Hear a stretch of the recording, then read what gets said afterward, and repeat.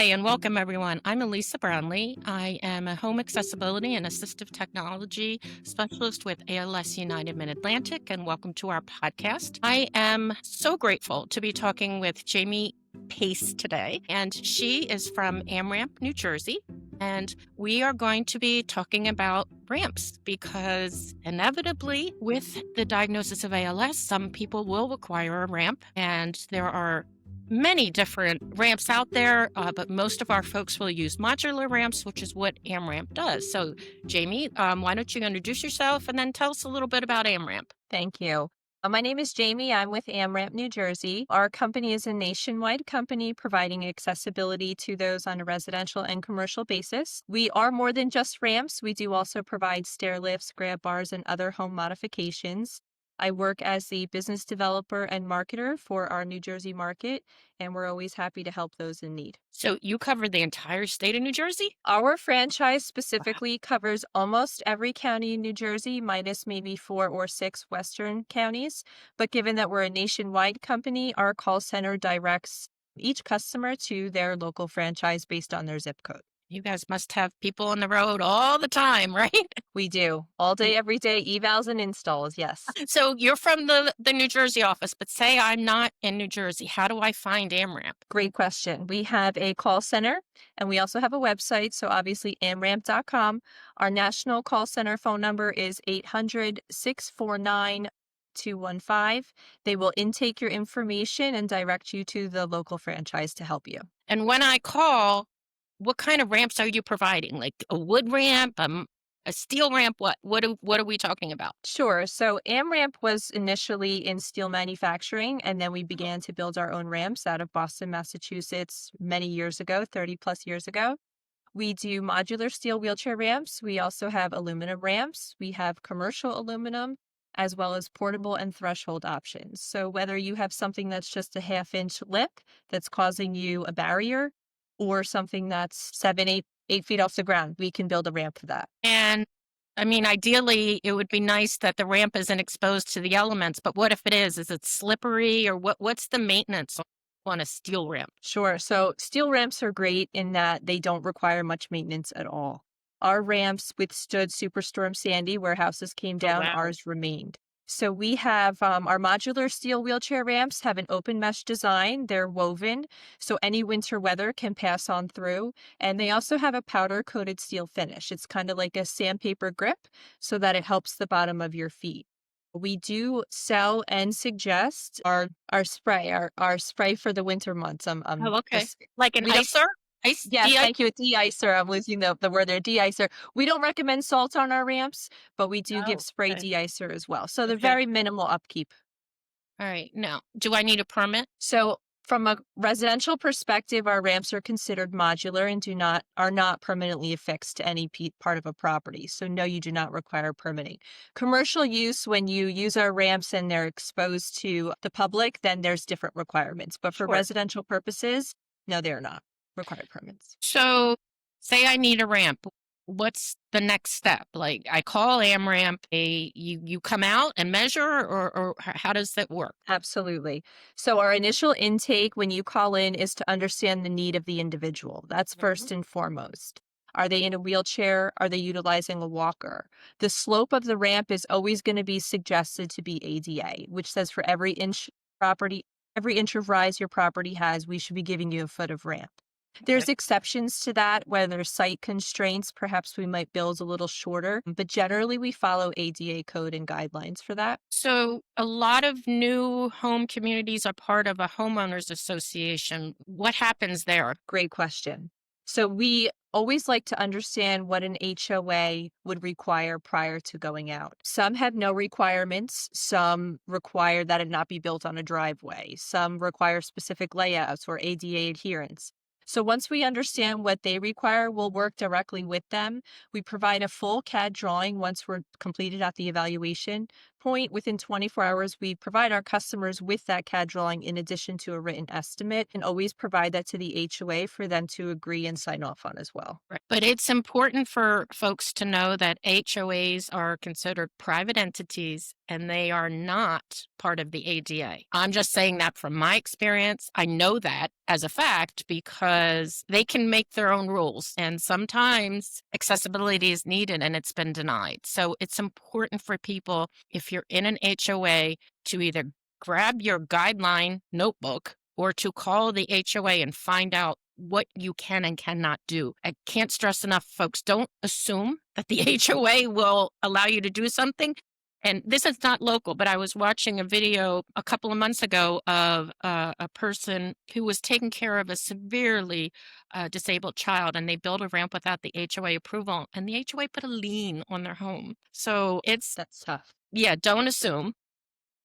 Very And true. then from what about renters? I know each Oh. state has different guidelines for landlords. hmm What has been your experience? Most are very nice and cooperative, which is always ideal. But generally, we do require permission from the landlord. If it's a shared entry, then we also require permission from those who share the entry. That's first and foremost. Understanding HOA guidelines if you're a renter, understanding that you have to receive permission from anybody using that entrance in addition to the landlord. And once we accomplish that, then we just go right back into our standard procedures and get the estimate out and move forward. So if you are in a rental property, go on to your state website or just Google it. As a renter, what are my rights under the ADA or the Fair Housing Act? I'm in Pennsylvania. From a Pennsylvania perspective, landlords have to make reasonable accommodation, but they can say my reasonable accommodation is, you're 2 feet on my other tenant's property, so I'm not letting you put a ramp up, which just happened to me. So yeah. Gotcha. Yeah. So make sure that you know what your state's rights are when it comes to rental properties and making it accessible. So sorry, I diverted a little, but so when you come out and you said for every inch of drop, you need 1 foot of ramp. So do they measure each step or do they measure from the threshold to the bottom? How is that done? Good question, because nobody ever knows the answer to Yeah. that, right? So Yeah. your home is built based on the elevation from the ground up, including ground slope. So we measure the height of each step. So a great indication for anybody trying to figure out how big of a ramp they need, go outside and measure each one of your steps, and they're generally about 7 inches each on average. 6 to 8 is our window. So if you have 3 steps, we're going to say you have roughly 21 inches of rise, but we're not accounting any ground slope. So if you're going in the direction towards your driveway and your property is slanting downward, once our team comes out there, our evaluation team can professionally measure that slope and property. That's how the ramp is built. So if you have 21 inches of rise, right off the bat, you need 21 feet of ramp and then any additional ground slope.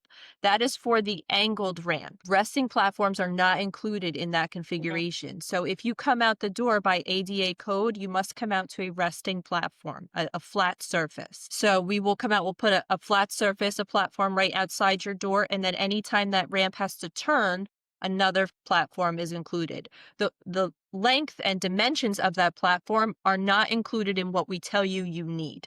So if you need 21 feet and 2 platforms, those 2 platforms are each going to be roughly 5 feet. So that's 10 more feet in addition to the 21. And then you might need more ramp because the ramp might end in grass or mud. And that's not what we want because wheelchairs will get stuck, right? Excellent point. Correct. Ramps must end on a flat, solid surface. We do offer ADA matting. They're 4 feet by 6 feet ADA mats. It's very similar to what you stand on at the kitchen sink, but much more dense.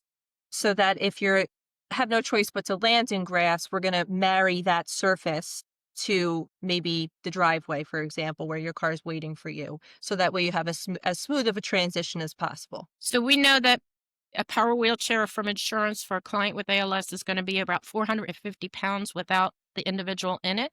How much weight can your ramps take? Because you might have the person with a wheelchair and somebody behind them. Well, steel is strong, so each section of our ramp can hold up to 1,000 pounds. So Okay. any power chair can fit.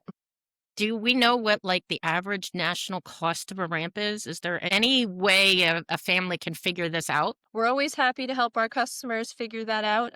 Renting versus buying obviously is going to be different Yeah. pricing. But you have the ramps that they're built on the rise and the layout and the configuration needed. So they can run anywhere from a few hundred upwards to thousands a month to rent.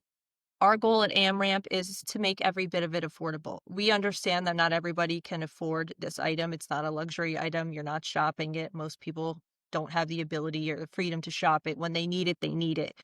So Right. we have partnered with funding agencies in each county, and we have a running list that we try to maintain at our franchise here to assist those in need. And we have also uncovered grant programs in the local office on aging and disability as well. Yeah, I guess we should have started this then. Ramps are not covered under insurance. Unfortunately, yes, you're right. Yeah, in our world, insurance will pay $30,000 for a power wheelchair, but not a ramp to get into the house. So the only source of funding would be the Veterans Administration. So that's a whole different element than what we're talking about today. But it is important to know that you can rent a ramp and just expand on that. Why would someone want to just rent a ramp? So a lot of our customers don't know what their circumstances are going to be in Mm. 2 or 3 months, and a lot of them call, and when I ask that question, I'd say 90% say, "I don't know. I have no idea." So Right. we will always present the option to rent or purchase. I try to gauge what that person's going through based on having worked for AmRamp for 7 years to say what I would suggest. But it's never about the sale. It's more about, well, if you're rehabbing an injury, you're going to rent. If grandma's getting old and you don't know how long she has to be here, you can rent. We do allow 75% of what you pay in rental fees to go towards your purchase price. So if in 6 or 8 months you call us up and say, we don't want to keep renting this in vain, grandma's doing great, we want to Mhm. buy it out. We'll apply what they've paid in their rental fees, 75% of those to go towards the purchase price. And then we also deduct their prepaid removal and they can choose to buy it out. The nice thing about AMRAMP is we do also offer a buyback program for those people no longer in need of a ramp that they previously purchased. And recently, our headquarters has rolled out the AMRAMP Cares division that does help with ramp donations for those in need as well. And I think that's an important point about what does your future look like?